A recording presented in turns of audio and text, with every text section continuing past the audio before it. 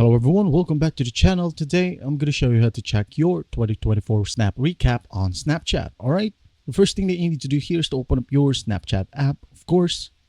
Now once you're in here, you're going to want to tap on this icon right here, which is a gallery icon. So go ahead and tap on it. From here at the home section, you should be able to see your 2024 Snap recap.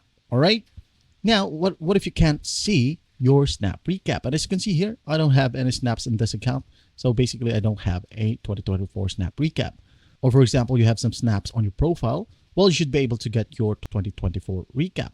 Now again, what if you don't have it? Just go ahead and open up your respective app store or Play Store. All right. Then go ahead and look for Snapchat. And you're going to want to make sure that there is no update available right here. If there is, just go ahead and update your Snapchat.